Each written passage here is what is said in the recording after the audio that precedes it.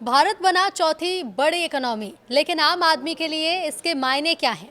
नमस्कार, न्यूज़ 18 का digital platform आप देख रहे हैं और मैं हूं रितु सिंह। भारत ने जापान को पछाड़कर दुनिया की चौथी सबसे बड़ी अर्थव्यवस्था का ताज पहन लिया है। 4.18 ट्रिलियन डॉलर के इस जीडीपी छलांग का सीधा असर आपकी जेब और रोजगार पर पड़ेगा। तो चलिए आपको बताते हैं कि आम आदमी के लिए इसके असल मायने क्या हैं। पूरी दुनिया में मंदी की आहट और तनाव के बीच इंडियन इकोनॉमी ने वो कर दिखाया जिसकी उम्मीद तो थी, लेकिन इतनी जल्दी नहीं। भारत ने आर्थिक मोर्चे पर एक ऐतिहासिक छलांग लगाते हुए जापान को पछाड़ दिया है और अब दुनिया की चौथी सबसे बड़ी अर्थव्यवस्था बन गया है। ये महज आंकड़ों का खेल नहीं, बल्कि ग्लोबल पावर शिफ्ट का एक बड़ा संकेत है। सरकारी आंकड़ों के मुताबिक भारत की जीडीपी 4.18 ट्रिलियन डॉलर के पार पहुंच गई है। लेकिन रुकिए, ये तो बस शुरुआत है। सरकार का दावा है कि अगले कुछ सालों में जर्मनी भी पीछे छूट जाएगा और 2030 तक भारत दुनिया की तीसरी सबसे बड़ी आर्थिक महाशक्ति बन जाएगा। लेकिन आम आदमी के लिए इसके क्या मायने हैं? सबसे पहले बात करते हैं उस खबर की जिसने पूरी दुनिया का ध्यान खींचा है। भारत सरकार ने आधिकारिक तौर पर कहा है कि भारत ने जापान को पीछे छोड़ दिया है। अब भारत की अर्थव्यवस्था का आकार 4.18 ट्रिलियन डॉलर हो गया है और ये उपलब्धि इसलिए भी बड़ी है क्योंकि जापान दशकों तक एशिया और दुनिया की आर्थिक महाशक्ति रहा। लेकिन पिछले कुछ समय से जापान की अर्थव्यवस्था सुस्त पड़ी है, जबकि भारत की ग्रोथ मशीन पूरी रफ्तार में है। भारत की जीडीपी वित्त वर्ष 2025-26 की दूसरी तिमाही में 8.2% की दर से बढ़ी है। यह आंकड़ा इसलिए भी चौंकाने वाला है क्योंकि पहली तिमाही में ये 7.8% था, यानी रफ्तार कम होने के बजाय और तेज हो गई है। जापान को पछाड़ने के बाद अब भारत की नजरें हैं जर्मनी पर। अभी दुनिया की नंबर 1 अर्थव्यवस्था अमेरिका है, दूसरे नंबर पर चीन और तीसरे नंबर पर जर्मनी है। सरकार के मुताबिक भारत अगले 2.5 से 3 सालों में जर्मनी को तीसरे पायदान से भी हटा देगा। लक्ष्य बिल्कुल साफ है, साल 2030 तक भारत की जीडीपी 7.3 ट्रिलियन डॉलर तक पहुंचने का अनुमान है। अगर हम इस लक्ष्य को हासिल कर लेते हैं तो भारत आधिकारिक तौर पर दुनिया की टॉप 3 ताकतों में शामिल हो जाएगा।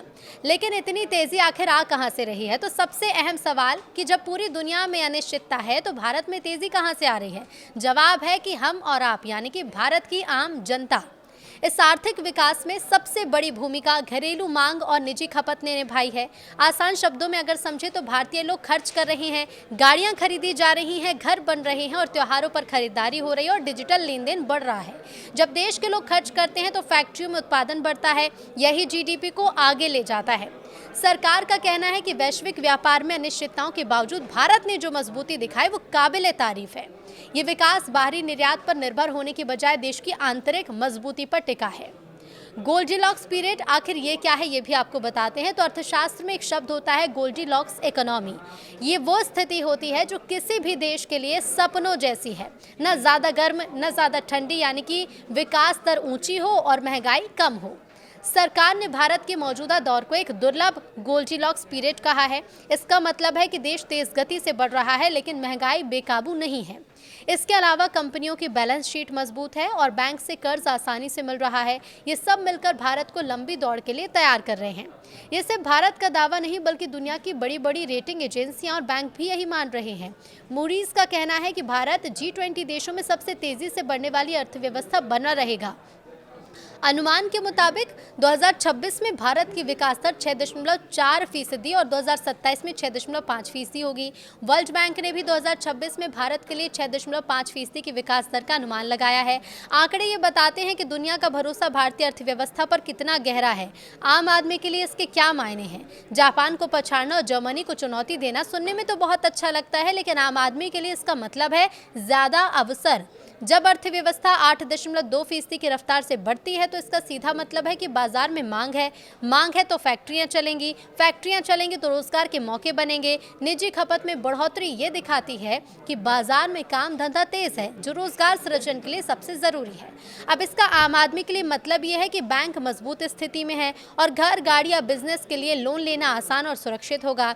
जब कंपनियां कर्ज नहीं दबाती तो बैंक के पास आम जनता को देने के लिए ज्यादा पैसा होता है। बड़ी अर्थव्यवस्था बनने का लक्ष्य प्रति व्यक्ति आय बढ़ाना भी है। सरकार का विजन 2047 तक भारत को उच्च मध्यम आय वाला देश बनाना है। इसका मतलब है कि आम आदमी की कमाई बढ़ेगी, उनकी परचेजिंग कैपेसिटी बेहतर होगी और वो बेहतर सुविधाएं वहन कर सकेंगे।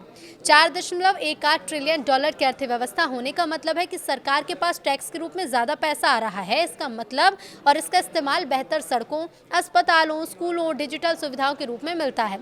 भारत फिलहाल दुनिया की सबसे तेजी से बढ़ती प्रमुख अर्थव्यवस्था और ये तेजी केवल शेयर बाजार या सरकारी फाइल तक सीमित नहीं है, बल्कि ये भी बता रही है कि भारत का वक्त अब आ गया है।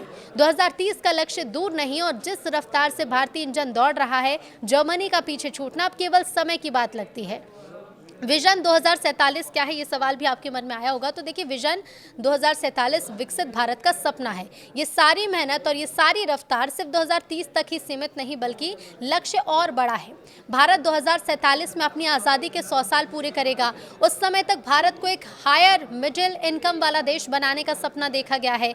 इसके लिए देश आर्थिक विकास, स्ट्रक्चरल रिफॉर्म और सामाजिक प्रगति की मजबूत नींव पर काम कर रहा है। जिस तरह से पिछले कुछ सालों में डिजिटल इंफ्रास्ट्रक्चर, मैन्युफैक्चरिंग और इंफ्रास्ट्रक्चर पर काम हुआ, वो इसी विजन का एक हिस्सा है।